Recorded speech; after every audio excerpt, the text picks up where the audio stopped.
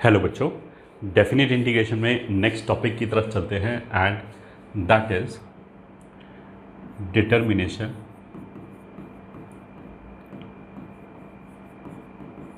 Of function. ये जो determination of function है ये बेसिकली लगभग सारी कैलकुलस के चैप्टर्स में आ जाएगा। इसमें एप्लीकेशन डेरिवेटिव के अंदर भी आ सकता है, डिफरेंशियल इक्वेशन में भी आ सकता है, और जो फंक्शन रूल दे के क्वेश्चन हम करवाते हैं, क्या बोलते हैं, एलसीडी के अंदर कराए थे, वहाँ पे भी आ सकता है। अल्टीमेटली लिमिट्स में भी आ सकता है। लिमिट में भी हमने कुछ क्वेश्चन कराए थे डिटर्मिनेशन ऑफ फंक्शन के नाम से। Ultimately what we are suppose to do कि कोई अननोन फंक्शन है और अगर हम इंटीग्रेशन की बात करें तो उसमें इंटीग्रेशन इन्वॉल्व होगा और इंटीग्रेशन के एक्सप्रेशन के फॉर्म में समथिंग वुड बी रिटन और वो हमें फंक्शन आइडेंटिफाई करना है बस। अब उसमें दो तीन तरह के क्वेश्चन हम मतलब ऐसा कोई थ्योरी नहीं है। थ्योरी अगर हम बोलें कि डिटर्मिनेशन ऑफ फंक्शन में थ्योरी क्या है, कैसे निकालें, तो हम ये बोलेंगे कि बस फंक्शन निकालो एफ एक्स जैसे निकाला है, ठीक है। अब क्वेश्चन टू क्वेश्चन देखो, हम दो तीन तरह की चीज़ें बोल सकते हैं।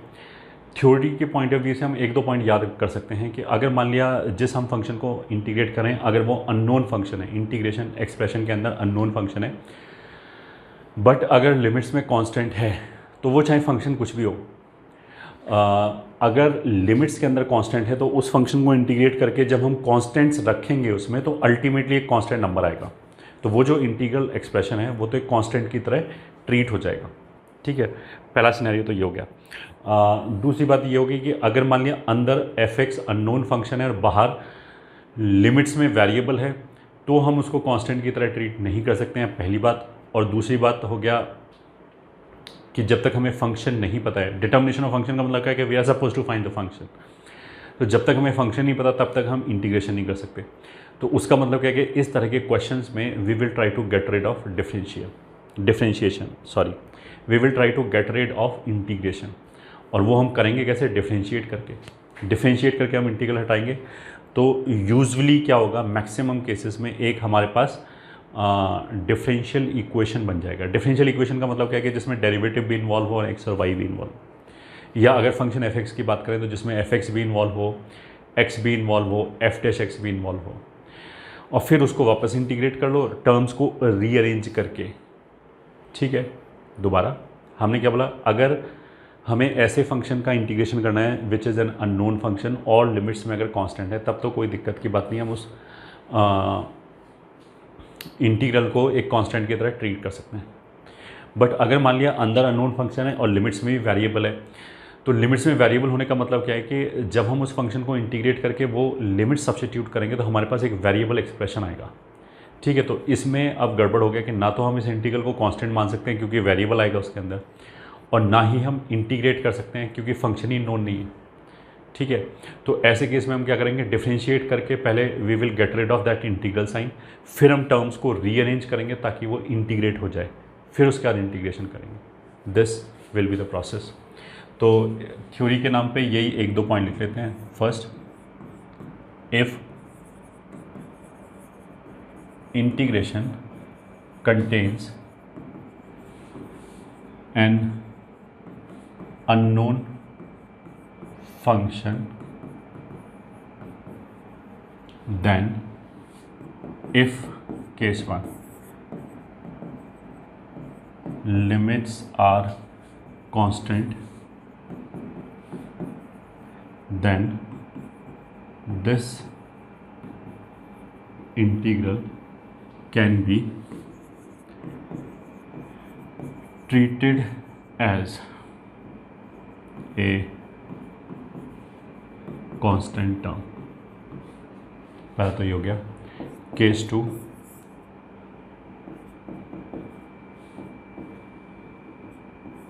Limits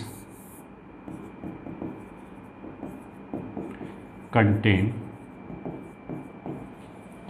variable then if limit contain variable, then first differentiate to get rid of integral sign, then again integrate after rearranging the terms. ठीक है,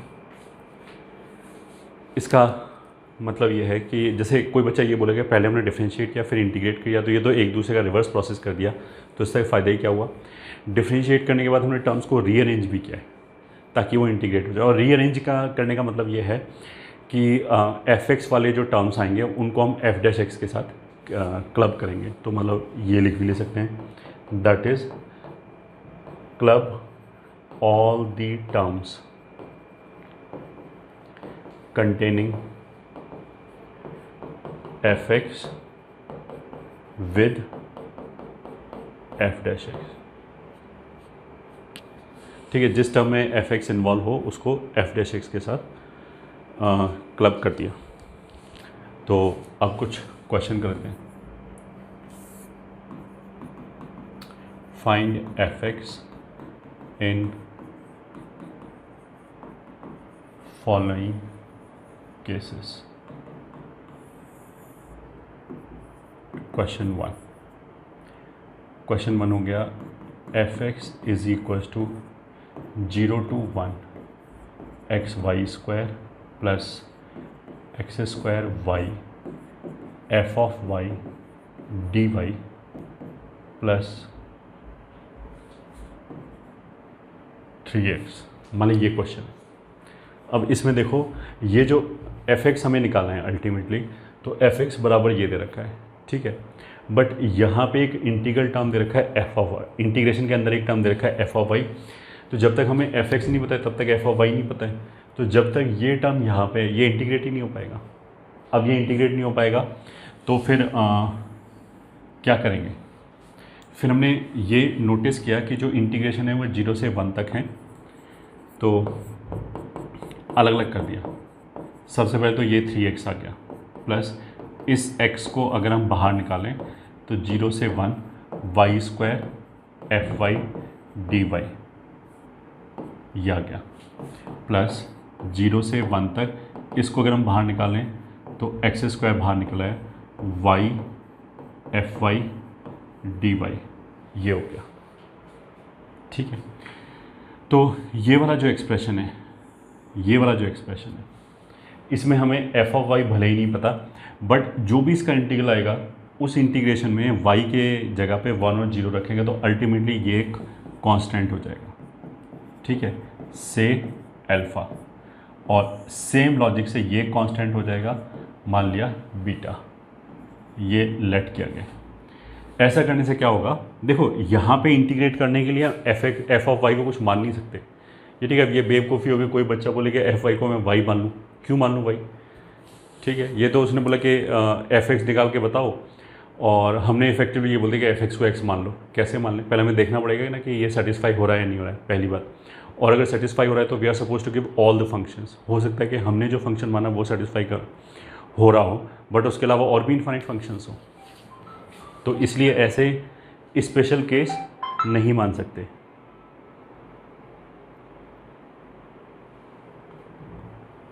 ठीक है, तो अब इसको मान लिया f x is equal to, ये हो गया 3x प्लस अल्फ़ा एक्स, अगर इसको अल्फ़ा माना, plus beta x square. Alpha और बीटा तो अभी भी नहीं पता, बट ऐसे मानने से फ़ायदा क्या हो गया कि मेरे को ये पता लग गया कि जो एफ एक्स है वो एक क्वाड्रेटिक एक्सप्रेशन है, तो अब इसको इंटीग्रेशन कर सकते हैं। वो इंटीग्रल जो है वो अल्फ़ा और बीटा के टर्म्स में आएगा, ये अलग बात है, बट इंटीग्रेशन कर सकते हैं इसका। ठीक है, हमारा एम क्या है, एफ एक्स निकालना। एफ एक्स का मेरे को स्ट्रक्चर तो पता लग गया कि इस तरह का होगा, बट अभी मेरे को अल्फ़ा और बीटा की वैल्यू निकालनी है। ठीक है, अल्फ़ा और बीटा दो अननोन है, तो I will try to form दो इक्वेशंस। अब कैसे फॉर्म करेंगे, अल्फ़ा हमने ये माना है, ठीक है, तो इसी को इसी से शुरू किया। Now alpha is equals to 0 से 1 y square f y D y. तो दिस इज़ 0 से लेके 1 तक वाई स्क्वायर। अब देखो एफ एक्स अगर ये है तो एफ ऑफ वाई कितना हो जाएगा, वो हो जाएगा, इन दोनों को एक साथ लिखा तो 3 plus alpha y plus beta y square d y. मतलब इन दोनों को एक साथ लिख सकते हैं 3 plus alpha x plus beta x square. ठीक है, तो यहाँ से अब ये इंटीग्रेट हो जाएगा क्योंकि अल्फ़ा और बीटा तो कांस्टेंट है। ये हो जाएगा 3 प्लस अल्फ़ा और वाई क्यूब का इंटीग्रेशन हो जाएगा वाई रेस्ट पर 4/4 फ्रॉम 0 से 1 तक, या सीधा इंटीग्रेट ही करके लिख लेते हैं। इसका इंटीग्रेशन आ जाएगा 1/4 प्लस बीटा, ये वाई रेस्ट पर 4 हो गया, उसका इंटीग्रेशन 5 आएगा तो अपॉन 5। तो ये बेसिकली ऐसे हो जाएगा 1/4 इसमें से गया तो 3/4 अल्फ़ा बराबर 3/4 plus beta by 5। First equation तो ये हो गया। ठीक है, और दूसरा इक्वेशन कितना हो गया, बीटा इज इक्वल्स टू 0 से लेके 1 तक। ठीक है, 0 से लेके 1 तक, और ये था y f y D y. तो दिस इज 0 से लेके 1 तक वाई एफ ऑफ वाई कितना है 3 plus alpha y plus beta y square d y. तो यहाँ से आ जाएगा बीटा इज इक्वल्स टू, इस वाई स्क्वायर को इंटीग्रेट करो तो 3 plus alpha upon 3 plus beta को इंटीग्रेट करो तो बीटा बाई 4। तो ये आ जाएगा 3/4 बीटा बराबर 1 प्लस अल्फ़ा बाई 3। ये हो गया इक्वेशन 2। अब इक्वेशन 1 और इक्वेशन 2 से हम सॉल्व कर सकते हैं अल्फ़ा और बीटा को। तो फ्रॉम 1 एंड 2 ये हो गया 3/4 बीटा बराबर 1 प्लस 1/3। अल्फ़ा की वैल्यू कितनी कर सकते हैं, 4/3 से मल्टीप्लाई कर दिया तो ये आ जाएगा 1 प्लस 4/15 बीटा, ये हो जाएगा। तो 3/4 में से 4/45 बीटा और बराबर ये हो जाएगा 1 प्लस 1/3 मतलब 4/3। तो दिस इम्प्लाइज बीटा बराबर, तो 45 इंटू 3 कितना हो जाएगा 135। ये तो बीटा के साथ ही आएगा।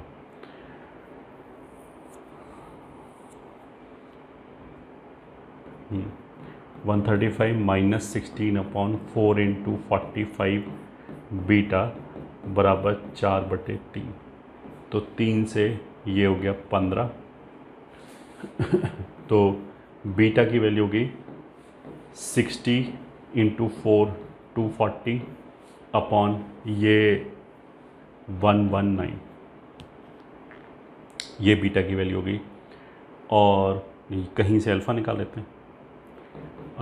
अल्फ़ा इज़ 1 प्लस 4/15 बीटा, तो 1 प्लस 4/15 और बीटा हो गया 240/119। अब ये वैल्यूज़ उल्टी सीधी इसलिए आ रही है क्योंकि मैंने क्वेश्चन ऐसे लिख दिया। ठीक है, तो अल्फ़ा इज़ इक्वल्स टू, मतलब जो एग्जामिनर बनाएगा वो ऑफकोर्स थोड़ा बहुत कैलकुलेशन करके वो देखेंगे कि वैल्यूज़ ठीक ठाक आएँ। तो मैंने तो ऐसे रैंडम वैल्यूज़ लिख दिया तो इसलिए उल्टी सीधी आ रहा है। तो ये आ जाएगा 15 इंटू 119 प्लस 960 अपॉन 15 इंटू 119, ये अल्फ़ा की वैल्यू। अल्फ़ा और बीटा पता है, तो जो अल्टीमेटली आंसर आएगा वो ये आ जाएगा 3 प्लस अल्फ़ा एक्स। अच्छा, मतलब अल्फ़ा अगर ये था तो ये थोड़ा सा, हमें तो बेसिकली 3 प्लस अल्फ़ा चाहिए। तो 3 प्लस अल्फ़ा कितना हो जाएगा, 3 जोड़ दिया तो हो जाएगा 4 प्लस 4/15 इंटू बीटा। 4 कॉमन ले लिया तो 1 प्लस 1/15 इंटू बीटा 240/119।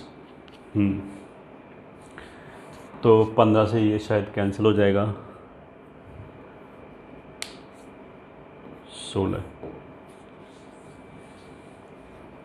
हाँ बिल्कुल, तो 3 plus alpha will be 4 times 119 और 16 135 135/119।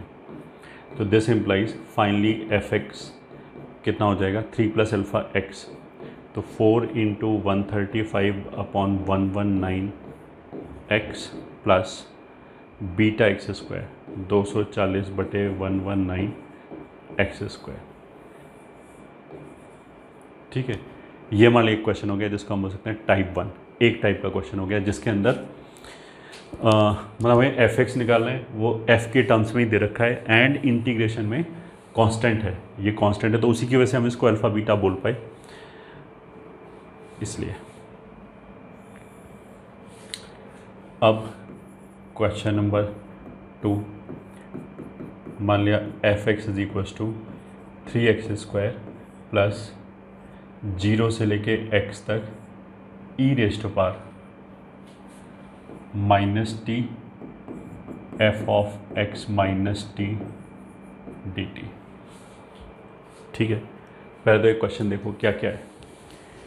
फंक्शन एफ एक्स को डिफाइन कर रखा है विच इज 3x² प्लस एक इंटीग्रल कहाँ से कहाँ तक है 0 से लेकर x तक e raise to power -t, यहाँ तक तो कोई गड़बड़ नहीं है।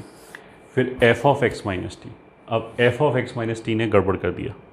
क्या गड़बड़ कर दिया कि f तो हमें पता ही नहीं है, तो इंटीग्रेशन इज रूल्ड आउट, पहली बात। ठीक है, दूसरा लिमिट्स में वेरिएबल है, तो अगर लिमिट्स में वेरिएबल है तो इसको हम कांस्टेंट भी नहीं बोल सकते लाइक प्रीवियस क्वेश्चन।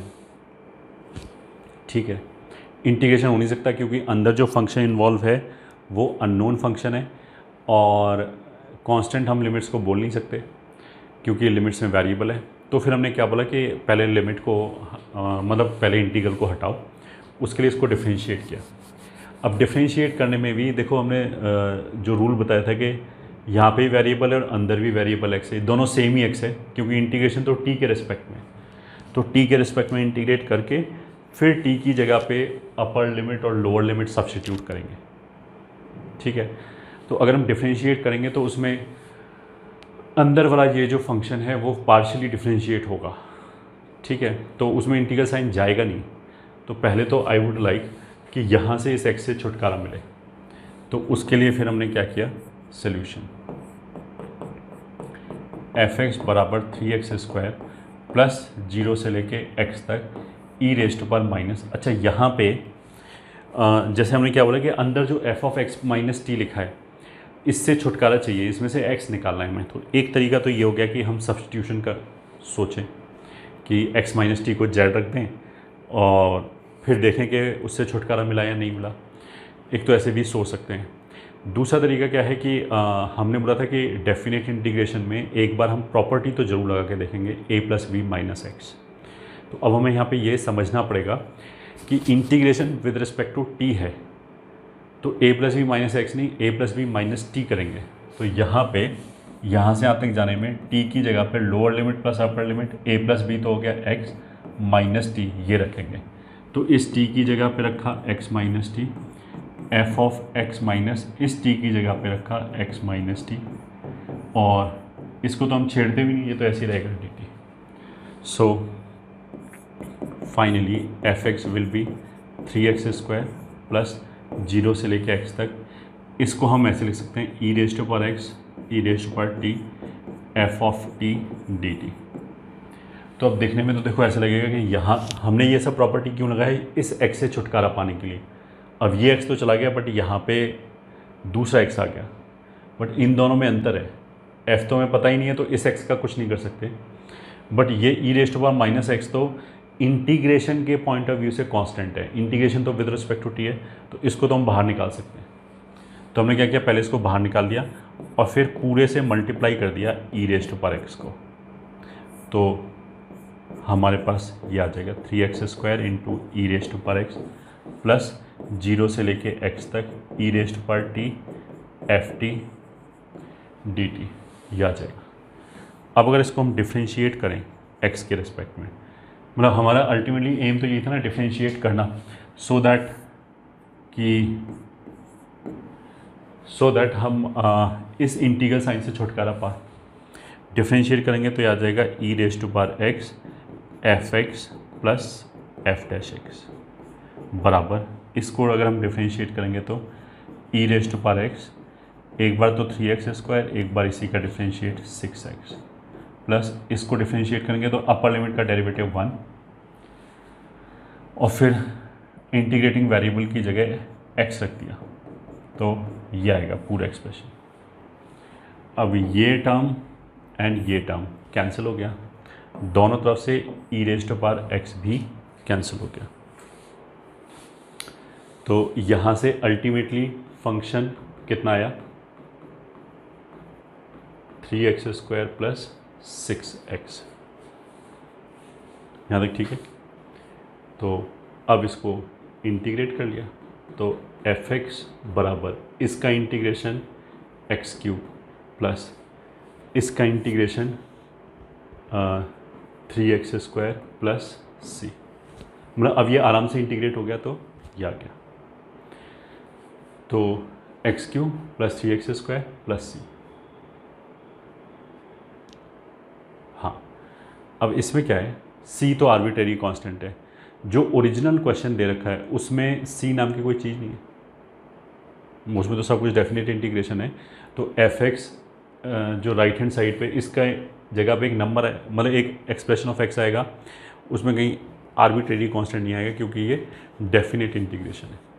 तो इसलिए c को हटाने के लिए हमने इसमें क्या किया, x बराबर 0 रख के देखा, तो f0 बराबर आ जाएगा 0 प्लस 0 से 0 तक का कुछ भी लिखा हो अंदर इंटीग्रेशन तो 0 हो जाएगा। तो f0 अगर 0 है तो ये वाली इंफॉर्मेशन अगर हमने यहाँ पे यूज़ किया कि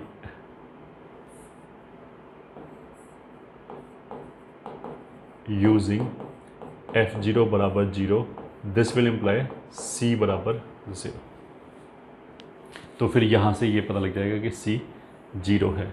दिस इम्प्लाइज fx बराबर x cube plus 3x square,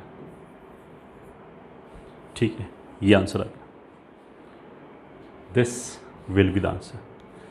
तो ये हमारे लिए हो गया एक सेकंड टाइप का question.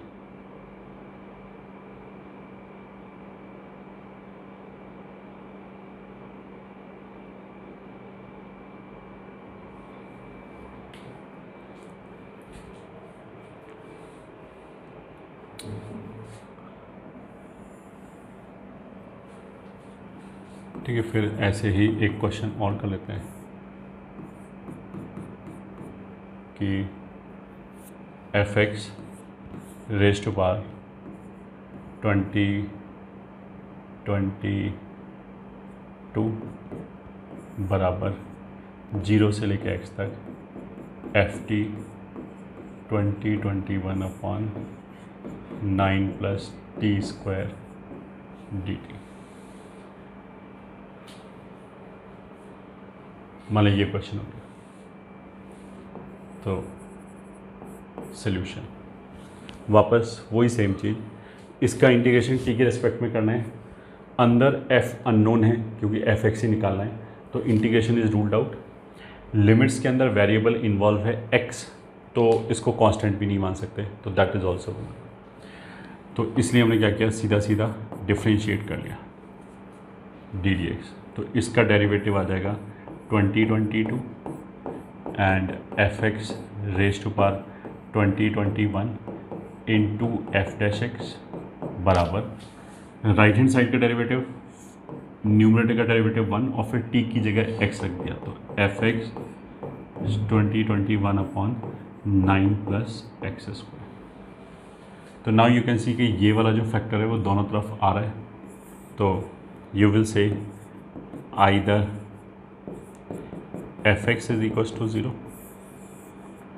fx is equal to 0 इसको सेटिस्फाई करेगा, बिल्कुल करेगा। अरे fx 0 है तो ये 0 हो गया, f ऑफ t 0 हो जाएगा, तो 0 बराबर 0, तो एक आंसर तो हमारा यही आ गया।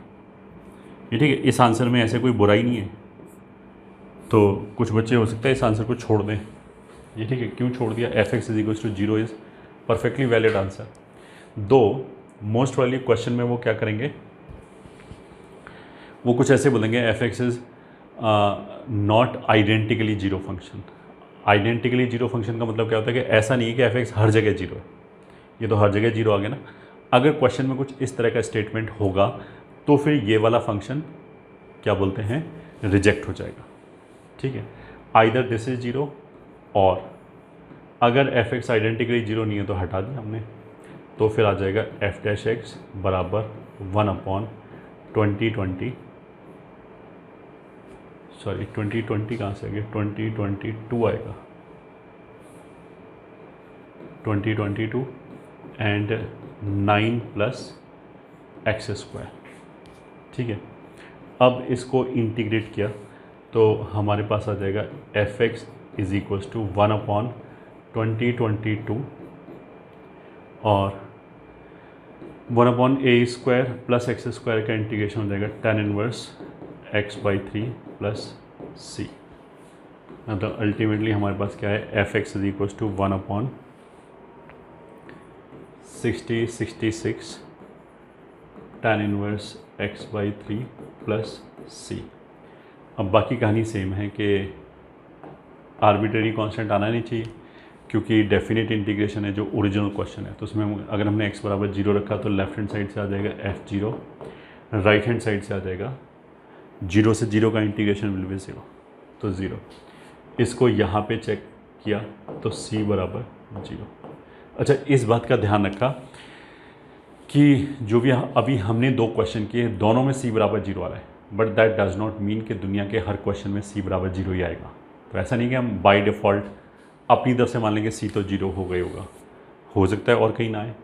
तो इसलिए finally F x will be tan inverse x/3 upon 66, ये फंक्शन आ गया।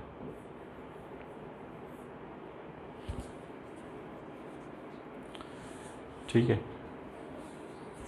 तो ये हमारा एक थर्ड टाइप का फंक्शन हो गया, मतलब थर्ड टाइप का question.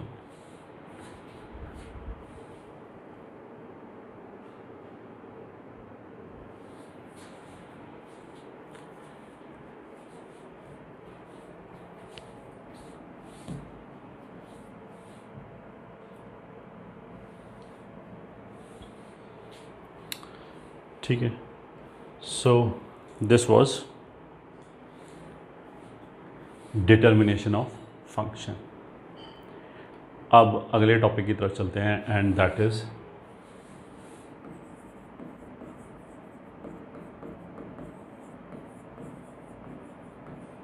Reduction formula and Wallis theorem. Reduction formula already हम इनडेफिनेट इंटीग्रेशन में पढ़ चुके हैं, तो थ्योरी तो एग्जैक्टली वही है, कुछ भी नया नहीं है इसमें। बस एक चीज़ इसमें एक्स्ट्रा क्या आ गया कि वहाँ तो इनडेफिनेट इंटीग्रेशन था, यहाँ अब हमारे पास लिमिट्स और आ गया, तो बस लिमिट्स लगाना पड़ेगा। ठीक है, find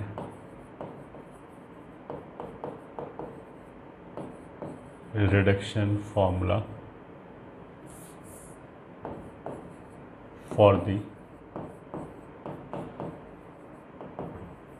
following. First, 0 to pi/2 sin x raised to power n dx।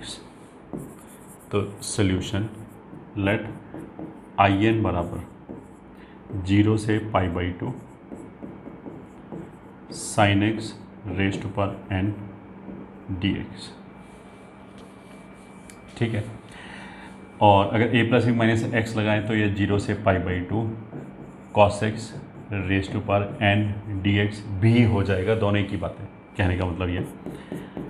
तो दिस इज़ 0 से pi/2, इसको हमने ऐसे लिख लिया साइन इंटू, ये वैसे हम ऑलरेडी डिराइव कर चुके हैं इनडेफिनेट में, तो एक बार यहाँ पे फिर कर लेते हैं।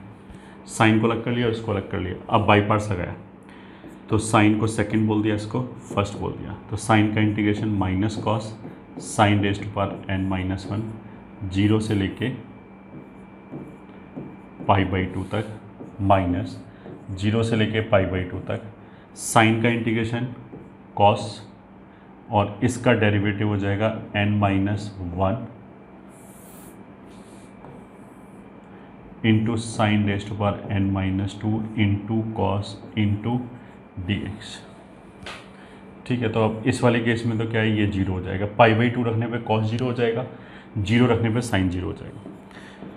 तो यहाँ से in आ जाएगा 0 से π/2 और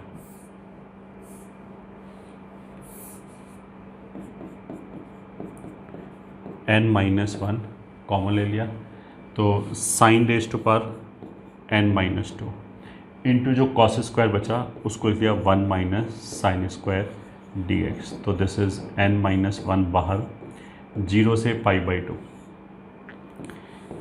एक तो ये हो गया sine rest to power n-2 dx minus 0 से π/2 sine rest to power n dx। तो उसका मतलब क्या है कि in बराबर n-1, पहला तो हो गया in-2, दूसरा हो गया in। अब यहाँ से अगर in निकालोगे तो वो ऐसे आ जाएगा। अब दिस इज़ इम्पॉर्टेंट फॉर्मूला जो हमें याद करना है। ठीक है, तो इफ़ in बराबर 0 से लेके π/2 तक sine x raise to power n dx या 0 से लेके π/2 तक cos x raise to power n dx, जहाँ पे n एक नेचुरल नंबर है, देन in विल बी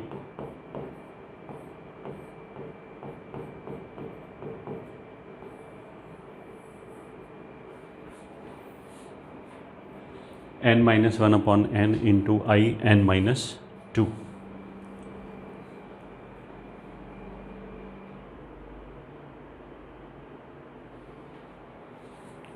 ठीक है, इसके बराबर आएगा। अब देखो, इसको हम याद करने के लिए तो ऐसे बोलते हैं कि अच्छा लिमिट 0 से π/2 ही होना चाहिए, ये हमें याद रखना है। ठीक है, हाँ एक चीज़ और, इसी में I0 की वैल्यू कितनी होगी, अगर n का वैल्यू हम 0 ले लें तो साइन 0 1 हो जाएगा, तो 1 का इंटीग्रेशन कितना आ जाएगा π/2, और I1 की वैल्यू कितनी होगी 1। I1 का मतलब क्या हो, n का वैल्यू 1 ले लिया तो साइन x का इंटीग्रेशन 0 से π/2 के बीच में 1 होगा।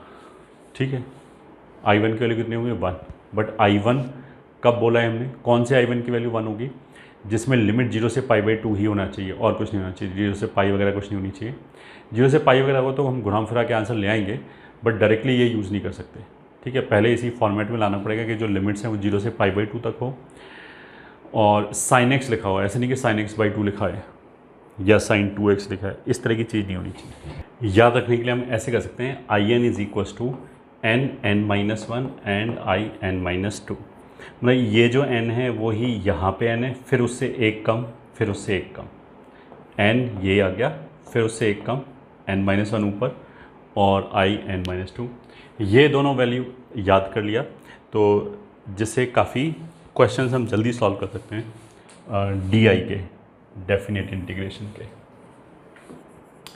तो क्वेश्चन 1, 0 से π/2 तक अगर लिखा है sine x raise to power 5 dx, तो सॉल्यूशन क्या होगा, ये बेसिकली I5 है, तो अगर I5 है तो 5 4 3, फिर इसी को हमने रिपीटेडली लगाया, I3 है तो उसमें लिख लेंगे 3 2 और एक और कम I1 का वैल्यू 1 है, तो ये कितना हो जाएगा 4 × 2 8 अपॉन 15, यही आंसर हो गया। क्वेश्चन 2, 0 से लेके 2π तक cos x raise to power 10 dx, तो सॉल्यूशन 0 से लेके 2π cos x raise to power 10 dx को देखो सीधा I10 तो नहीं बोल सकते क्योंकि जो लिमिट्स है दैट इज़ नॉट 0 से π/2, बट 0 से 2a वाली प्रॉपर्टी लगाएंगे तो 2π x की जगह 2π - x रखा तो कोई फ़र्क नहीं पड़ेगा, तो हमने 1 2 नीचे उतार लिया, और इसको लिख दिया 0 से लेके पाई तक cos x raise to power 10 dx। फिर हमने x की जगह पाई माइनस एक्स रखा, फिर कोई फ़र्क नहीं पड़ा तो फिर एक और 2 नीचे उतार लिया, तो दिस विल बी 4 टाइम्स 0 से लेके पाई बाई 2 तक and cos x raise to power 10 dx। अब ये जो है इसमें लिमिट 0 से पाई बाई 2 हो गया, तो अब इसको हम बोल सकते हैं I10। तो दिस विल बी 4। I10 का मतलब क्या है, 10, 9 और I8। अब ऐसे लगातार I8 को लिख दो, फिर I6 के टर्म्स में, फिर I6 को लिख दो। तो अगर हम लगातार लिखते हुए चले जाएं तो 9/10 I8 कितना होगा, 8, 7 I6, वो जाएगा 6, 5 I4, वो जाएगा 4, 3 I2 हो जाएगा 2, 1 I0। और I0 की वैल्यू कितनी होती है, ये हमने याद करने के लिए अभी बोला था पाई बाई 2, तो उस पाई बाई 2 को सब्स्टिट्यूट कर दिया। So this is equals to, 1 4 cancel कर सकते हैं, मतलब 2 और 2 4, ऊपर हो जाएगा 9, 7, 5, 3, नीचे हो जाएगा 10, 8, 6, 4। यही आंसर हो गया। This will be the answer.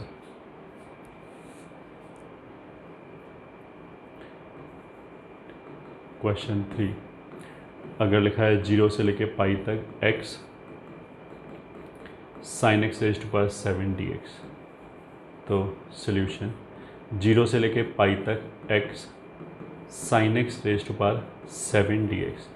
देखो इसको I7 वगैरह डायरेक्टली कुछ नहीं बोल सकते, क्योंकि एक तो यहाँ पे x एक्स्ट्रा है, तो वो वाला x हमें हटाना पड़ेगा, और लिमिट्स भी 0 से पाई है। अगर मतलब 0 से पाई बाई 2 होता तो भी I7 नहीं बोल पाते। तो इस x से छुटकारा पाने के लिए हमने क्या किया, 0 से 2a वाला प्रॉपर्टी लगा दिया, मतलब प्रॉपर्टी हो गया 5.1। तो 0 से a फंक्शन लिखा एज इट इज़, प्लस ये तो हो गया f ऑफ x, और फिर एक आता है f of 2a minus x.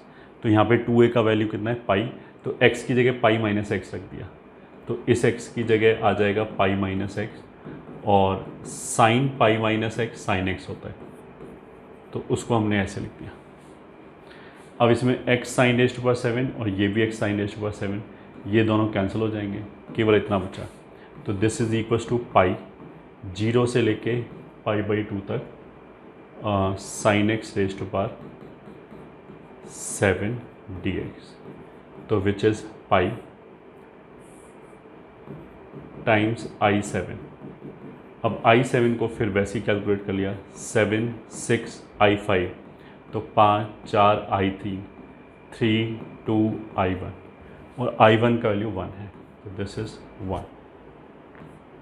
तो हो गया 3 इंटू 2, तो न्यूमरेटर में हो गया 16 पाई अपॉन 35। ये आंसर हो गया।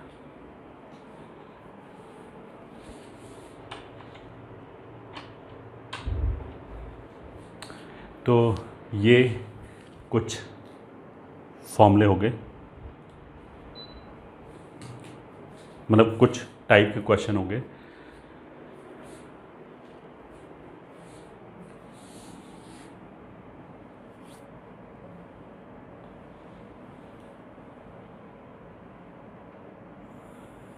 ठीक है, और चलते हैं क्वेश्चन नंबर 4।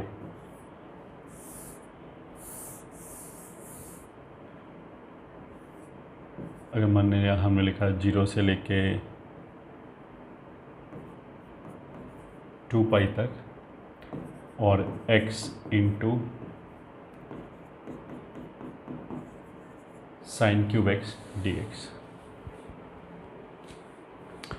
तो देखो इसमें क्या है, पहली बात तो a plus b minus x वाली प्रॉपर्टी लगाओगे तो उसका कोई फ़ायदा नहीं होगा, क्योंकि यहाँ 2 पाई माइनस एक्स आएगा, sine 2 pi minus x, sine 2 pi minus x minus sine x होता है, तो उसमें क्या होगा कि वो जो माइनस एक्स्ट्रा आया उससे ये 2 pi minus x x minus 2 पाई में कन्वर्ट हो जाएगा। तो उसको अगर हम वापस इसके साथ ऐड करें तो x कैंसिल नहीं होगा, कोई फ़ायदा नहीं होगा। ऐसे ही अगर 0 से 2a वाली प्रॉपर्टी लगाएंगे 0 से पाई तो भी कोई फ़ायदा नहीं होगा, वो x कैंसिल ही नहीं होगा। क्योंकि अगर 2 पाई माइनस एक्स रखेंगे तो वापस ये ऐड हो जाएगा, तो उसका तो हमारे पास हमें कोई फ़ायदा नहीं हुआ। ठीक है, तो फिर हमने क्या किया, अगर मान लिया हमें इस एक्स से छुटकारा मिल जाता है तब तो हम I1 I2 I3 इन सब टर्म्स में सोचते, बट अभी डायरेक्टली प्रॉपर्टी लगा के तो कोई छुटकारा नहीं मिला, तो फिर हम इसको बाई पार्ट से करेंगे। तो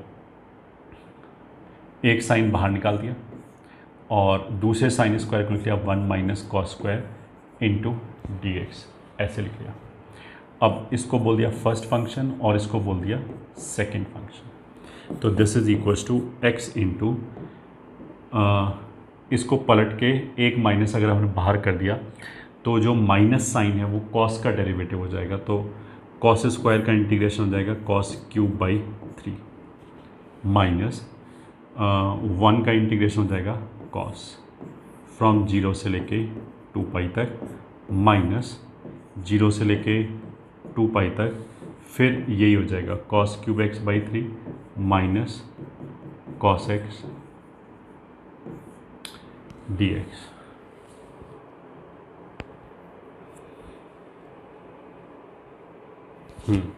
तो अगर इसमें 2 पाई रखा तो this will be 2 pi, cos 2 पाई 1 हो जाएगा तो 1/3 माइनस 1 और 0 रखने पे 0 हो जाएगा। तो एक तो ये हो गया। इसमें क्या होगा, 0 से 2 पाई में 0 से 2a वाला प्रॉपर्टी लगाया, तो 0 से 2 पाई माइनस एक्स रखा, कोई फ़र्क नहीं पड़ेगा, तो हमने 2 नीचे उतार लिया और पाई ऊपर छोड़ दिया, फिर cos cube x by 3 minus cos x D x. ये बेसिकली क्या है, property 5.2 F of 2a minus x f x हो गया। अब इसमें हमने फिर वही प्रॉपर्टी चेक किया, तो अब अगर पाई माइनस एक्स रखा तो माइनस पूरे में से बाहर आ जाएगा, तो अब इसकी वैल्यू कितनी होगी, 0। तो नेट आंसर यहाँ से ये हो गया -2/3, तो ये हो गया -4/3 और माइनस ये वाला टर्म हो जाएगा 0, और इस बार प्रॉपर्टी कौन सा यूज़ हो जाएगा, प्रॉपर्टी 5.3 कि F of 2a minus x minus F x के बराबर है, वो प्रॉपर्टी लग के आंसर कितना आ जाएगा, 0।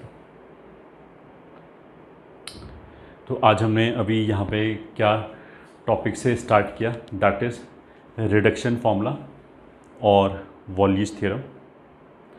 उसमें हमने सबसे पहले एक ये वाला फार्मूला, 0 से π/2 तक साइन एक्स का कोई नेचुरल नंबर पावर है या पॉजिटिव इंटीग्रल पावर है या कॉस का कोई पावर है, तो उसके लिए ये फार्मूला है। ये सीड वैल्यूज़ है, मतलब बेसिकली 2 से कम हो रहा है, तो अगर n इवन होगा तो n-2 भी इवन होगा, तो इवन से रिलेट होता हुआ चला जाएगा, और रिडक्शन का मतलब क्या है, रिड्यूस होता हुआ चला जाएगा, तो उसमें आगे जाके लास्ट में I0 तक आएगा, तो I0 जब आए तो उसकी जगह π/2 रख दो। ऐसे ही अगर n अगर ऑड होगा तो फिर वो ऑड से रिलेट होता चला जाएगा, और लास्ट में रिड्यूस होते होते हम I1 तक पहुँचेंगे, तो I1 आए तो उसकी जगह 1 रख दो। तो उसी के ये हमने कुछ इलस्ट्रेशंस लिए, ठीक है। अब दूसरे रिडक्शन फार्मूला के ऊपर चलते हैं, and that is volleys theorem.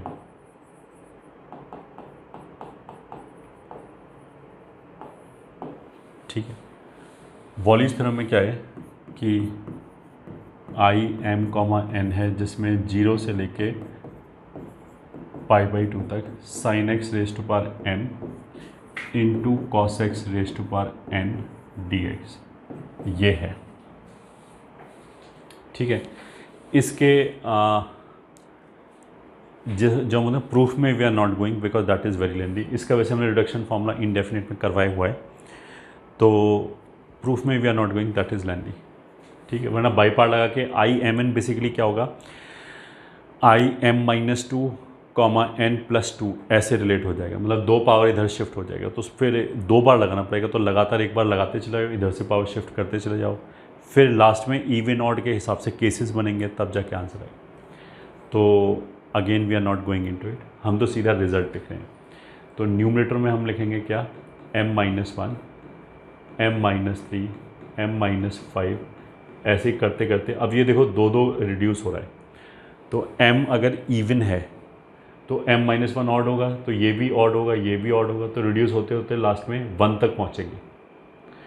अगर m ऑड है तो ये इवन होगा, इवन अगर 2 से रिड्यूस हो रहा है तो लास्ट में 2 तक पहुँचेंगे, तो लास्ट में 2 भी आ सकता है या 1 भी आ सकता है इवन ऑड के हिसाब से। ठीक है। अच्छा, अगर इसमें मैं प्रॉपर्टी लगाऊं 0 से a + b - x वाला, तो x की जगह π/2 - x रखने पे ये cos में कन्वर्ट हो जाएगा, cos x raised to power m, और दूसरे वाला जो टर्म है वो साइन में कन्वर्ट हो जाएगा। तो उसका मतलब क्या है कि इस बात का फ़र्क नहीं पड़ता है कि साइन पे पावर m है या cos पे पावर m है, m और n किस पे है उसका कोई फ़र्क नहीं पड़ता, दोनों सेम ही है। तो अगर m साइन पे है या m cos पे है, अगर ये दोनों एक ही बातें, तो रिज़ल्ट भी हमारा एक जैसे ही आना चाहिए, m और n के रिस्पेक्ट में सिमेट्रिक होना चाहिए। तो अगर ये m वाले सारे टर्म्स लिखे हैं तो सिमेट्री से n वाले टर्म्स भी ऐसे ही आने चाहिए, लास्ट में 2 और 1 अपॉन डिनोमिनेटर m + n से चालू होगा। ये तो एक एक कम से चालू हो रहा है, m-1 से और n-1 से, फिर 2 घट रहा है, डिनोमिनेटर m + n से चालू होगा और ये भी 2 घटेगा।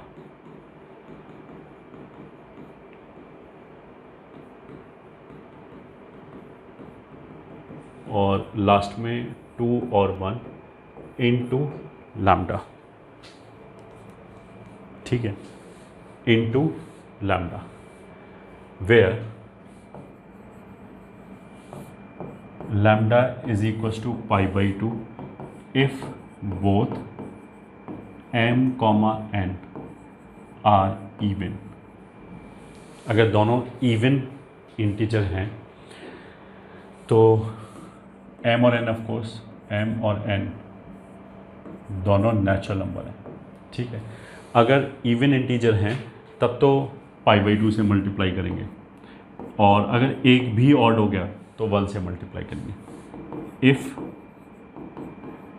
At least one of m और n इज ऑड, मतलब कम से कम एक ऑड हो जाए, मतलब एक ऑड हो जाए तो भी 1 आएगा और दोनों ऑड हो जाए तो भी 1 से मल्टीप्लाई करेंगे। इसका मतलब ये है। तो इसमें भी लिमिट 0 से π/2 होना चाहिए। फॉर एग्ज़ाम्पल 0 से लेके π/2 तक अगर हमने लिखा sin x raised to power 5 into cos x raised to power 4 dx, तो आंसर कितना देगा? 5 में से एक कम किया 4, फिर 2 घटाते गए जब तक 2 या 1 आ जाए, तो 4 में से 2 घटाते 2 ही आ जाएगा, बस यहीं रुक गए। इसमें से एक कम किया 3, फिर 2 घटाया, अब m + n कितना हो गया? 5 + 4 9, तो 9, तो डिनोमिनेटर में ये 9 हो गया। अब ये 2 घटाया तो 9 7 5 3 1 इंटू एक नंबर और दिखाई दे रहा है तो 1 आ गया, बस ये आंसर आ गया। ये दोनों कैंसिल और ऊपर आ जाएगा 8/9 इंटू 35, ये आ जाएगा, ठीक है। क्वेश्चन 2, क्वेश्चन 2 क्या है? I इज इक्वल टू 0 से लेके पाई तक, मान लिया sin x raised to power 4 cos x raised to power 6 dx, तो answer this is equal to, पहले तो 0 से π/2 तक 2 नीचे उतरा है, मतलब इसमें हमने 0 से 2a वाली प्रॉपर्टी लगाई तो प्रॉपर्टी 5.1 लग जाएगा, सॉरी 5.2 लग जाएगा, क्योंकि f of 2a - x f(x) के बराबर है। अगर x की जगह मैंने π - x रखा तो कोई फ़र्क नहीं पड़ेगा, तो 2 नीचे उतार लिया π/2, और ये ऐसे ही sin x raised to power 4 इंटू cos x raised to power 6 dx, which is equal to 2 into 4 में से एक कम 3, फिर 2 करके घटाया 3 माइनस, ऐसे ही इधर जाएगा 5 3 1 अपॉन, ये हो जाएगा 10 m + n और 2 घटाया इंटू, इस बार दोनों पावर इवन है तो इस बार ये हो जाएगा π/2, बस यही आंसर है।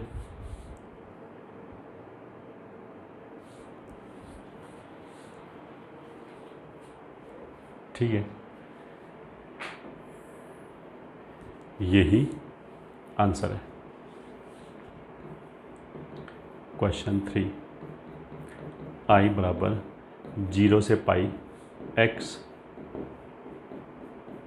Sign cube into cos x raise to power 8 dx। तो दिस इज इक्वल्स टू 0 से π/2 तक। 0 से 2a वाली प्रॉपर्टी लगा दो, फॉर्म 1 वाली, मतलब प्रॉपर्टी 5.1। तो उससे क्या होगा कि इस x से छुटकारा मिल जाएगा, x into sine cube into cos raise to power 8 plus pi minus x into sine pi minus x sine x होता है, cos pi minus x minus cos x होता है, बट इवन पावर है तो ये वाला टर्म और ये टर्म कैंसिल हो गया। तो this will B pi times 0 से π/2 तक साइन क्यूब कॉस 8 dx। तो दिस इज़ पाई टाइम्स 3 में से 1 गया 2, 8 में से 1 गया 7, 5, 3, 1, डिनोमिनेटर 11, 9, 7, 5, 3, 1 इंटू साइन पे पावर ऑड है तो इंटू 1। ठीक है, तो 7, 5, 3, 1 ये कैंसिल हो गया, तो आंसर आ गया 2π/99। ये हमारे पास आंसर आ गया।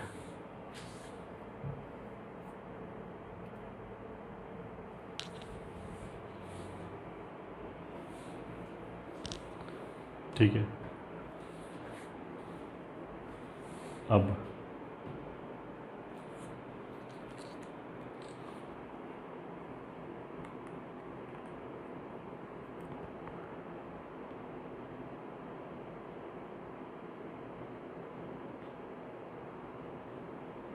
और थोड़ा आगे चलते हैं।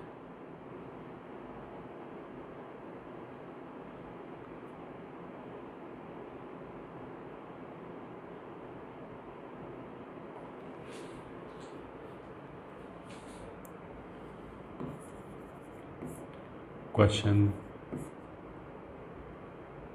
3, if I n is equals to 0 से 1 तक x raise to power n tan inverse x dx, then find 19i18 plus 17i16।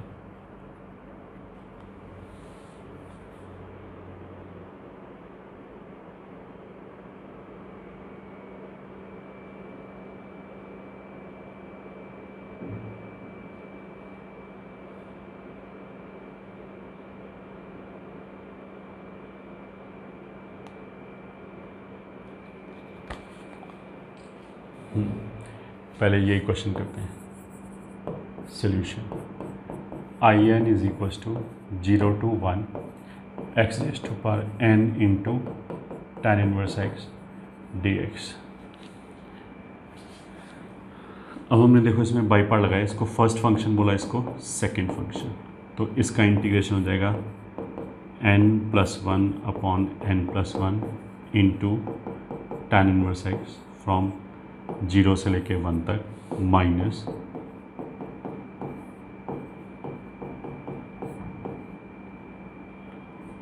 ये तो इंटीग्रेशन हो गया, tan इनवर्स x का डेरिवेटिव हो जाएगा 1 प्लस x² dx 0 से लेके 1 तक। तो यहाँ से आई एन कितना हो गया, 1 रखने पे ये 1, ये tan इनवर्स 1, यहाँ पे n+1 माइनस 1/n+1, 0 से लेके 1 x raise to power n+1 upon 1 plus x² dx। ठीक है, अब देखो इसमें दिक्कत क्या है कि इस एक्सप्रेशन को देख के मेरे को फील आ जानी चाहिए कि ये तो कुछ रिडक्शन फॉर्मूले से इसका कुछ लेना देना है, क्योंकि 18 और 16 के बीच में कोई रिलेशन चाहिए हमें। बट अगर इसको हमने आई एन बोला है, ठीक है, तो आई कुछ भी बोलने के लिए मेरे को एक तो x raise to power something होना चाहिए और एक साथ में tan इनवर्स होना चाहिए। tan इनवर्स x के साथ अगर x raise to power something है तो वो जो भी x की पावर है वही लोअर सबस्क्रिप्ट का यहाँ पे काम करेगा, ठीक है। बट यहाँ तो स्ट्रक्चर ही चेंज हो गया, यहाँ तो कुछ बचा ही नहीं। तो फिर देखो दूसरा हिंट हमें इसी से मिलेगा, ठीक है। अगर उसने बोला कि फाइंड इसकी वैल्यू, तो मेरे दिमाग में ये जानना चाहिए कि शायद फिर ऐसा हो सकता है कि ये इंडिविजुअली हम ना निकाल पाएँ बट दोनों एक साथ मिलके निकल आए, ठीक है। प्लस ये अगर 18 है तो ये एक उससे एक ज़्यादा 19 है, तो अगर ये in है तो n+1 उससे एक ज़्यादा होगा, तो इसलिए हमने क्या किया, इस पूरे को n+1 से मल्टीप्लाई कर दिया। तो ये ऐसे आ जाएगा n+1 इंटू in बराबर tan इनवर्स 1 π/4 होता है, माइनस यहाँ से n+1 तो चला ही गया, 0 से लेके 1 तक x raise to power n+1/1 plus x² dx, ठीक है। 19, 18, 17, 16, तो अगर ये I18 है तो I16 वाला टर्म इसके साथ जोड़ना है, तो इसलिए हमने क्या किया, n की जगह n-2 रखा इसी में, तो ये हो जाएगा n-1 in-2, ये हो जाएगा π/4 माइनस 0 से 1 तक n की जगह n-2 रखा तो ऐसे आ जाएगा dx। अब इन दोनों को ऐड कर दिया तो n+1 in plus n-1 in-2 π/4 और π/4 हो गया π/2 माइनस 0 से 1, दोनों का लिमिट भी सेम है तो वो कॉमन ले सकते हैं, डिनोमिनेटर भी सेम है 1 + x² वो भी कॉमन ले लिया, तो x raise to power n+1 plus x raise to power n-1 dx, तो it is equals to π/2 minus 0 से 1। अगर इसमें से हम x raise to power n-1 common निकाल दें,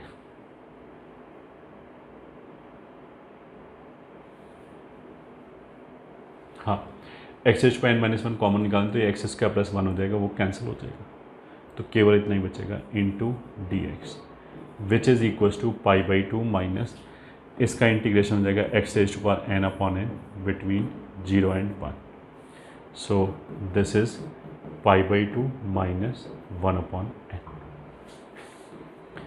तो n+1 in plus n-1 in-2 की वैल्यू ये हो जाएगी।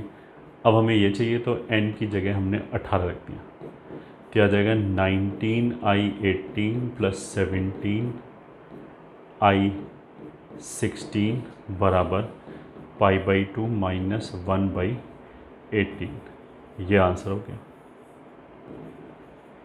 ये इसका आंसर हो गया। तो ये भी एक रिडक्शन फॉर्मूला हो गया, ठीक है। आगे चलते हैं, question number 4,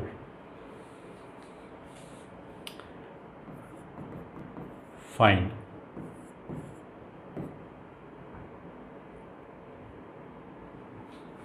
(0 to 1)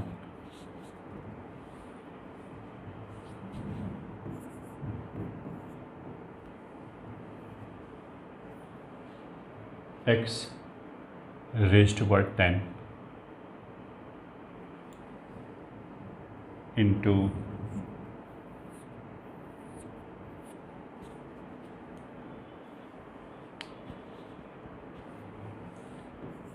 e raised to power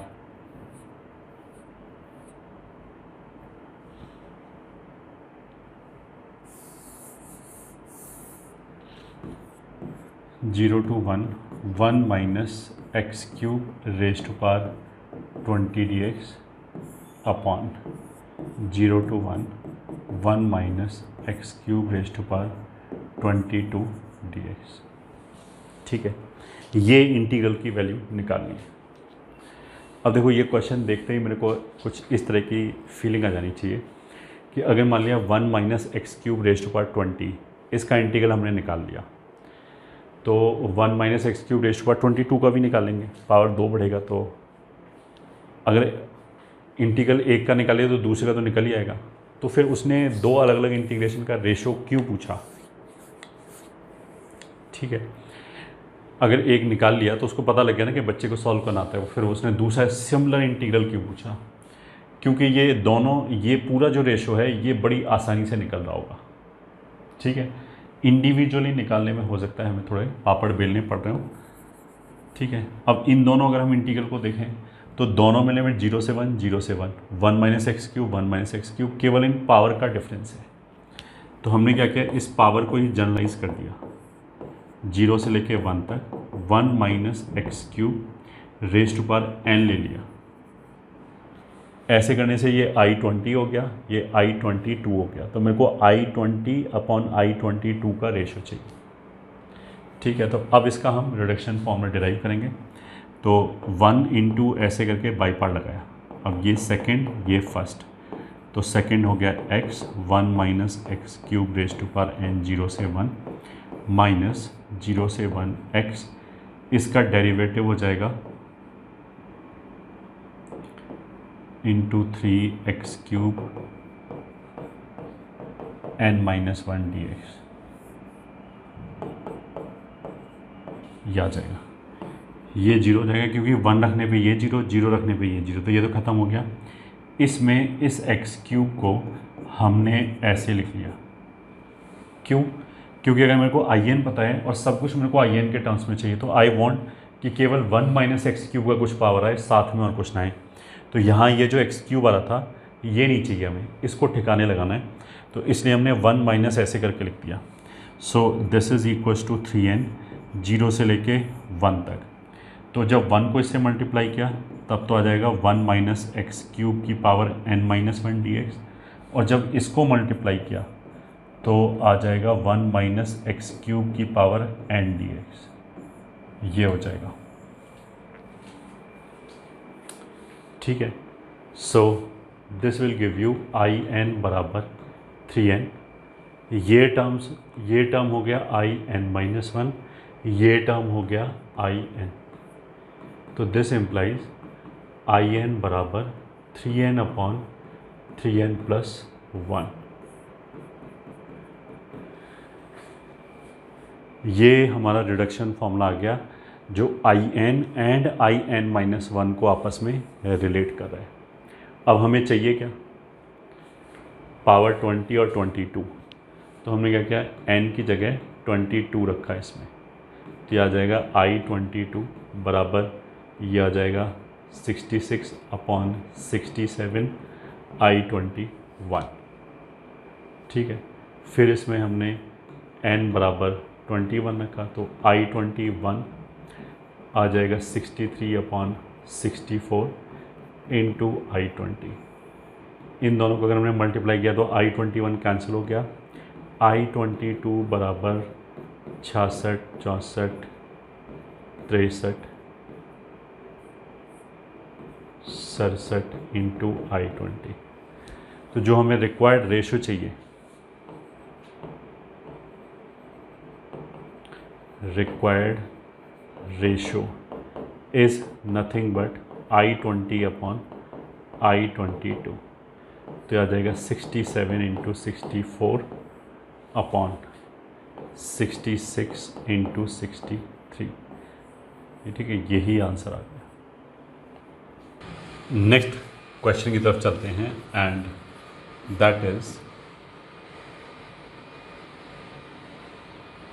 if n belongs to natural number, then find the value of 0 से π/2 sin square n theta upon sin square theta d theta। इस क्वेश्चन में सॉल्यूशन, हमें इस इंटीग्रल की value निकालनी है। अब देखो, अगर डिनोमिनेटर में साइन स्क्वायर थीटा नहीं होता तो यह आराम से हम cos 2 थीटा वाला फॉर्मूला लगाते और आराम से इंटीग्रेट हो जाता। तो साइन स्क्वायर थीटा से छुटकारा पाने के लिए हमने क्या बोला कि सबसे पहले इस n को सबस्क्रिप्ट लेके हमने i मान लिया, तो लेट in बराबर sine square n theta upon sine square theta d theta. ठीक है, फिर हमने ये लिखा नाउ कंसीडर in-in-1। तो अगर n की जगह n-1 रखेंगे तो यहाँ n-1 आ जाएगा, ये लिमिट्स चेंज नहीं होगा, साइन स्क्वायर थीटा चेंज नहीं होगा, उस पर कोई फ़र्क ही नहीं पड़ेगा। तो उससे क्या हो जाएगा कि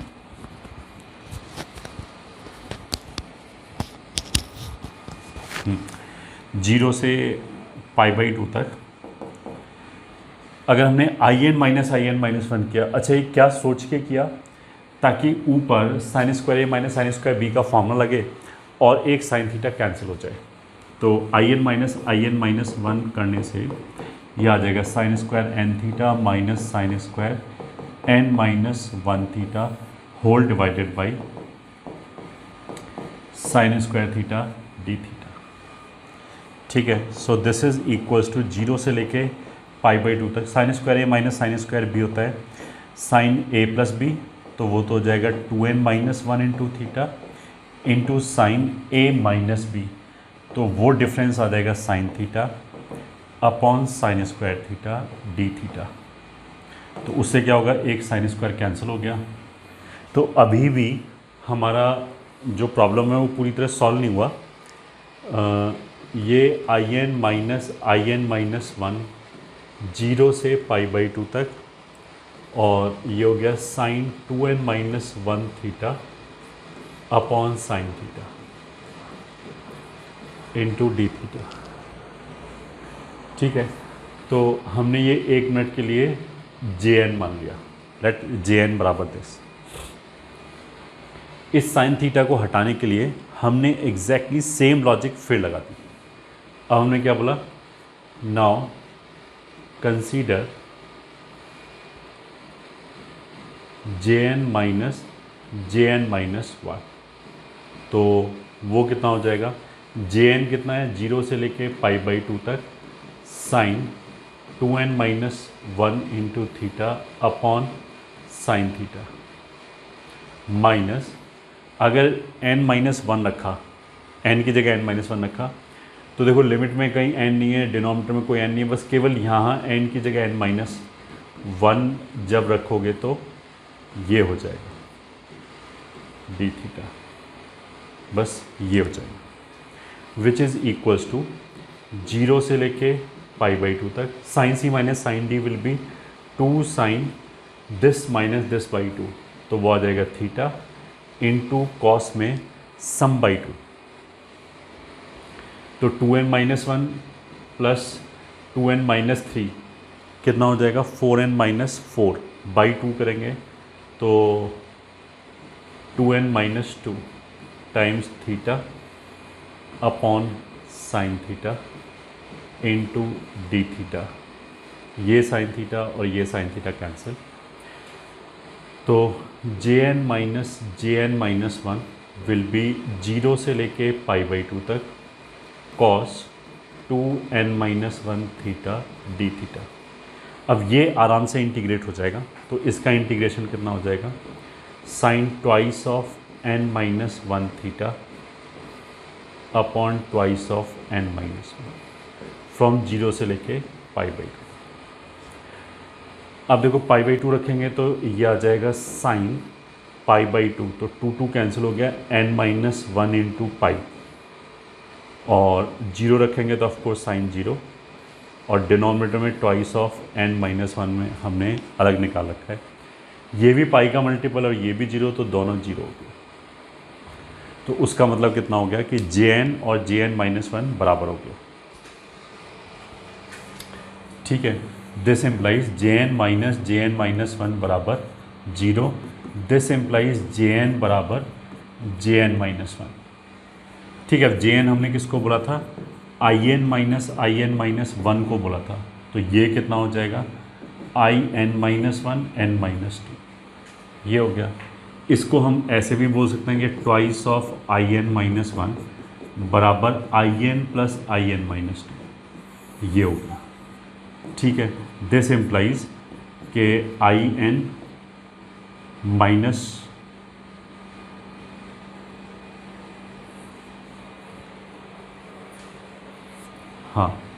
IN-2, IN-1, IN are in AP, ये AP में, ठीक है।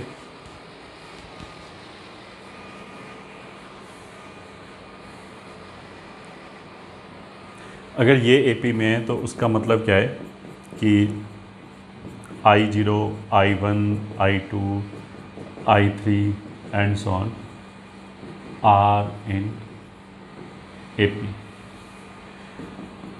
तो I0 सबसे पहले तो IN हमने डिफाइन ही कैसे किया था। IN वॉज 0 से π/2 तक sine square n theta upon sine square theta d theta. तो दिस इम्प्लाइज I0 बराबर कितना हो जाएगा, 0 से π/2 तक 0 D theta which is 0, n की जगह 0 रख दिया, ठीक है। और फिर I1 कितना हो जाएगा, दैट विल बी 0 से π/2 तक n की जगह 1 रख दिया, तो sign square theta upon sine square theta d theta, ये दोनों कैंसिल हो गया तो कितना आ गया π/2। तो ये जो AP आया इसका पहला टर्म तो हो गया 0 और दूसरा टर्म हो गया π/2, ठीक है। तो अगर I0, I1, I2, I3 and so on ये AP में है और इसका वैल्यू 0 है, इसका वैल्यू π/2 है, तो कॉमन डिफरेंस जो है वो π/2 हो गया, ये ठीक है। दिस इम्प्लाइज कॉमन डिफरेंस बराबर π/2। सो दिस इम्प्लाइज I2 कितना हो जाएगा, पाई हो जाएगा, π/2 जोड़ते चले जाओ, तो I1 जो है 1 π/2 हो गया, I2 2 π/2 हो जाएगा।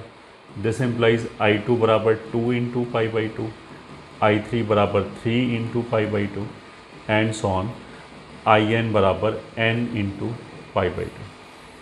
ये आंसर होता है, ये हमारा फाइनल आंसर होता है।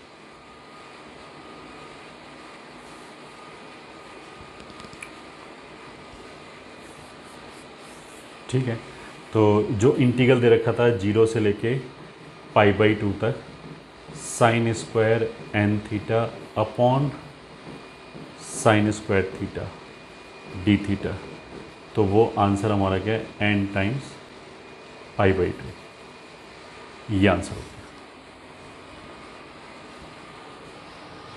ठीक है, ऐसा ही एक क्वेश्चन और कर लेते हैं।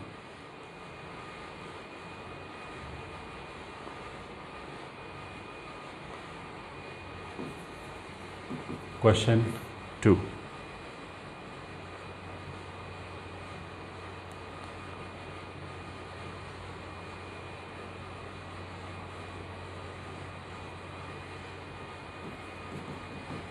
Find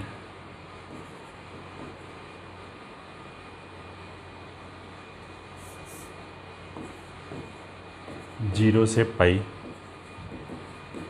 sign n theta upon sine theta d theta,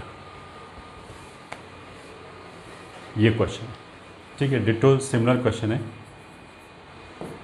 तो पहले तो वही हमने क्या किया, लेट IN बराबर 0 से लेके पाई तक sine n theta upon sine theta d theta, ठीक है। Now again same thing, I want to get rid of denominator, get rid of sine theta which is in denominator. तो उसके लिए फिर हमने ऐसे ही कंसीडर किया, IN minus, now consider IN minus IN minus 2। इस बार हमने n माइनस 2 क्यों लिया, n माइनस 1 क्यों नहीं लिया? इसलिए नहीं लिया क्योंकि जब हम इसको कैलकुलेट करेंगे 0 से pi theta sine n theta minus sine n minus 2 theta upon sine theta, sine c minus sine d के फॉर्मूले में c माइनस डी बाई 2 होता है। तो अगर मैं यहाँ पे n माइनस 1 लिखता तो इन दोनों के एंगल का डिफरेंस थीटा होता, तो न्यूमरेटर में साइन थीटा बाई 2 क्रिएट होता, तो वो तो इसके साथ पूरा कैंसिल ही नहीं होता, ठीक है, साइन थीटा के साथ कैंसिल ही नहीं होता। यहाँ ऐसी कोई दिक्कत नहीं थी, क्योंकि यहाँ पे हमने क्या किया, यहाँ पे ऐसी कोई दिक्कत नहीं थी। यहाँ पे तो sign square a minus sine square B में साइन ए माइनस बी ही आता है सीधा सीधा, उसमें बाई टू नहीं आता। तो इसलिए यहाँ से एक सीधा साइन थीटा क्रिएट हुआ, वो कैंसिल हो गया। और दूसरी बार यहाँ पे ऑलरेडी कोफिशिएंट में 2 था, ठीक है, तो उस यहाँ पे ऑलरेडी कोफिशिएंट में 2 था, तो sine c minus sine d by 2 करने पे भी साइन थीटा ही जनरेट हुआ, जैसे यहाँ पे साइन थीटा ही जनरेट हुआ, ये कैंसिल हो गया। इस बार क्या होगा कि अगर मैं आई एन माइनस वन लूँ तो एन माइनस वन से ऊपर साइन थीटा बाई 2 जनरेट होगा, तो कैंसिल नहीं हो पाएगा एग्जैक्टली, तो इसलिए हमने 2 का डिफरेंस ले लिया। तो याद आएगा 2 साइन डिफरेंस बाई 2 और कॉस में सम, तो n plus n minus one by 2 will be n minus one theta upon sine theta d theta. तो ये साइन थीटा और ये साइन थीटा कैंसिल, तो it is twice of cos n minus one theta का जो integration है वो हो जाएगा sine n minus one theta upon n minus one, 0 से लेके पाई बाई 2 तक। तो 0 रखने पे तो डेफिनेटली 0 हो गया, और पाई बाई 2 रखने पे ये ऐसे हो जाएगा n minus one into pi by 2। अब इसमें देखो कैलकुलेशन जो है वो थोड़ी सी लेंदी हो जाएंगी। लेंदी कैसे हो जाएंगी कि आई एन और आई एन माइनस 2, ये मतलब या तो दोनों इवन होंगे या दोनों ऑड होगा। वो कितना हो गया, वो हो गया 2 sine n minus one into pi by 2। Case 1, if n is odd, then अगर n ऑड है तो ये n माइनस वन इवन होगा, तो ये इवन और 2 कैंसिल हो जाएगा, तो I n minus 2 will be sine n minus one into pi by 2। तो ये जो होगा वो क्या हो जाएगा, मल्टीपल ऑफ पाई, इसलिए आंसर 0। तो दैट मीन्स के आई एन और आई एन माइनस 2 बराबर है। तो n अगर ऑड है, जैसे मान लें n का वैल्यू 11 है, तो i11 एंड i9 बराबर होगा। फिर इसी फॉर्मूले को लगा के i9 एंड i7 बराबर होगा, 2 कम कर दो, तो दिस इम्प्लाइज आई एन बराबर आई एन माइनस 2 बराबर आई एन माइनस 4 बराबर एंड सो ऑन। ऐसे चलते चलते अगर n ऑड है तो ये लास्ट में i1 तक आ जाएगा, ठीक है। और अगर i1 लिया तो बराबर 0 से लेके पाई तक। अगर n का वैल्यू मैंने 1 ले लिया तो ये ऐसे आ जाएगा साइन थीटा डी थीटा, ये कैंसिल हो गया, तो आंसर कितना आ गया, पाई। तो अगर n ऑड है, i3 i5 i7 इन सब का वैल्यू किसके बराबर आएगा, पाई के बराबर, ठीक है। पहला केस तो ये हो गया। अब आता है दूसरा case, case 2। If n is even then I n minus 2 बराबर sine n minus one into pi by 2, ऐसे करके आएगा। तो n अगर इवन है तो n माइनस वन ऑड होगा, तो odd multiple of pi by 2 की जो वैल्यू है वो या तो 1 होगी या -1 होगी, ठीक है। तो हम तो इसको ऐसे स्टार्ट करते हैं कि आई एन जो है वो अपने से जो 2 कम है वो value plus sign n minus one into pi by 2, ठीक है। तो मान लिया हम I2 से शुरू करते हैं। I2 इज 0 से लेके पाई तक sine 2x upon sine x into d x.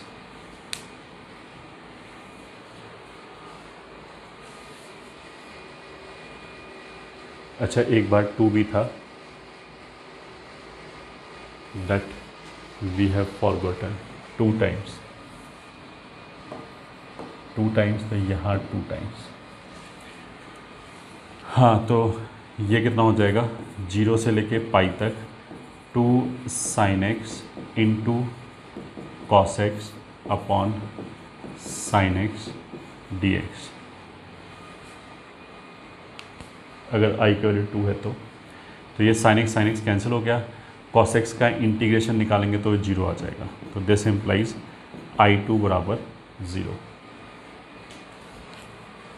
ठीक है, अब देखो यहाँ से अब हम चालू कर सकते हैं।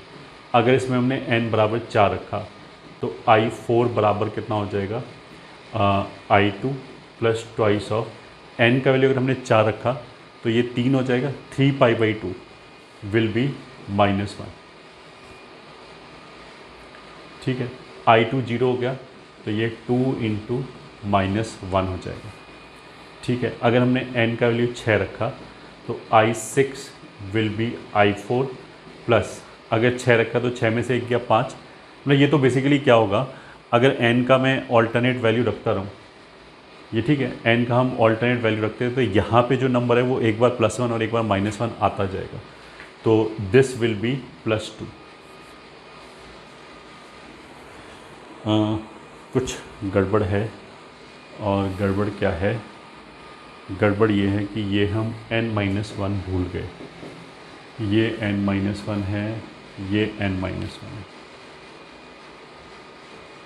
ठीक है, ये n-1 है, बट इसका कोई रोल नहीं है, तो 0 है। यहाँ तक तो सब सही है।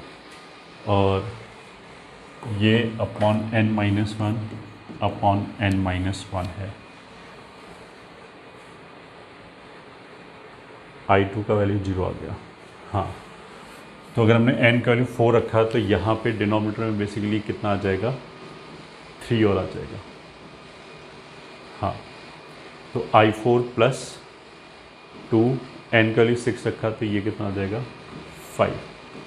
तो 2 पूरे में से कॉमन ले लिया, ये आ जाएगा -1/3 प्लस 1/5। एक और रख लिया, n बराबर मान लिया 8 रखा तो I8 बराबर I6 which is twice of -1/3 plus 1/5, और दिस विल बिकम -2/7। तो अगर हमने 2 कॉमन ले लिया तो it will be -1/3 plus 1/5 minus 1/7, ऐसे आ जाएगा।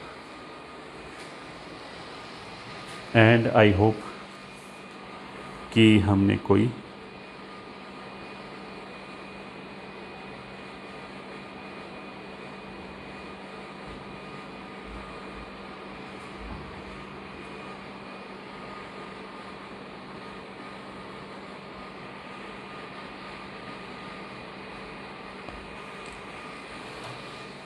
गड़बड़ नहीं की है।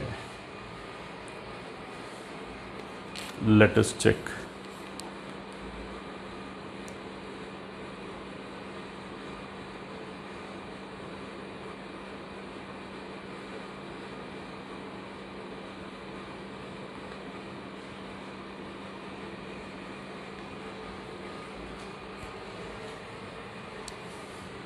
जीरो से pi sine n theta upon sine theta.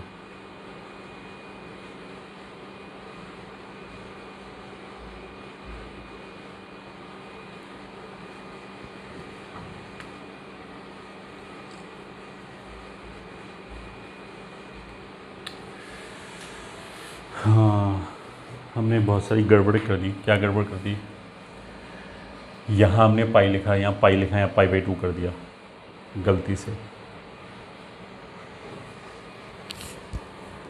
तो अगर π/2 कर दिया तो फिर क्वेश्चन को ही चेंज करते हैं, π/2, चलो π/2। तो ये सब तक तो ठीक है, n इज़ ऑड, ये सब भी ठीक है। ये फिर हो जाना चाहिए π/2, ये फिर हो जाना चाहिए π/2।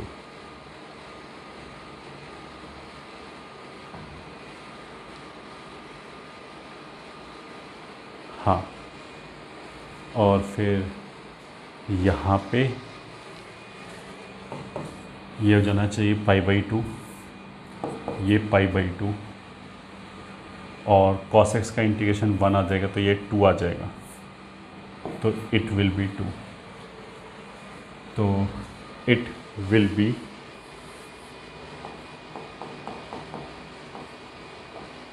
बी ऐसे ये आ जाएगा।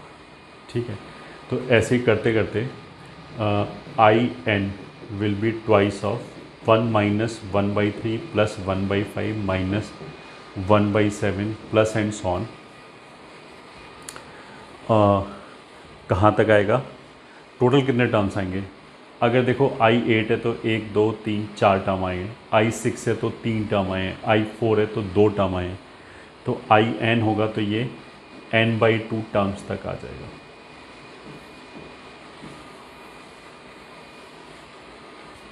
n/2 नंबर ऑफ टर्म्स आ जाएंगे इसमें।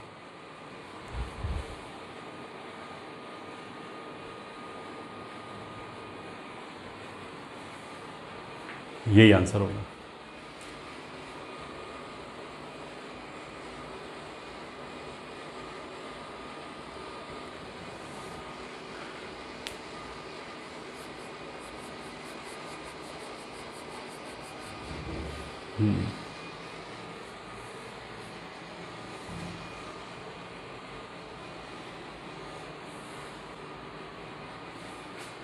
चलो एक क्वेश्चन और देख लेते हैं।